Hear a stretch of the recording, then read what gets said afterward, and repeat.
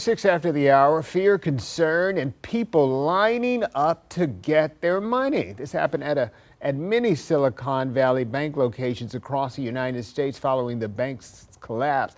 Now the federal government is stepping in to limit the fallout from the second largest banking failure in U.S. history. Despite the two banks collapsing, federal officials insist this will not be a taxpayer-funded bailout. As Jared Hill reports, President Biden is expected to address the issue today.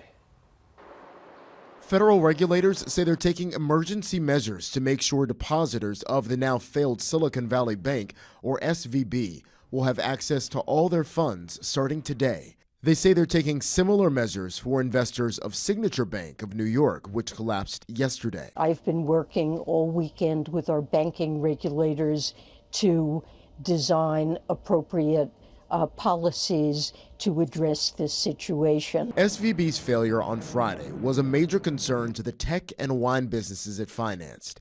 Its collapse, followed closely by Signature Bank's, raised concerns about how this could reverberate among other financial institutions.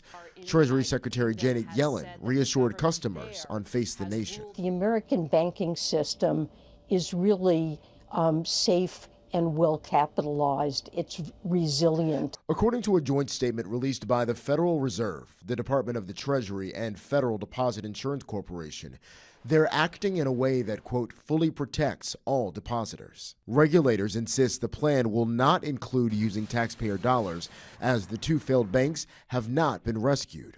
Lawmakers on both sides are hopeful they can be acquired. That would be the ideal situation, and our delegation that talked to the FDIC last night made that clear. It is attractive for someone to want to purchase it. It's just a timeline of where to move forward, and the administration has tools to deal with this. There's also a new push by some House lawmakers to extend temporary lines of credit to the bank's depositors to assist with essential costs like payroll. Jared Hill, CBS News.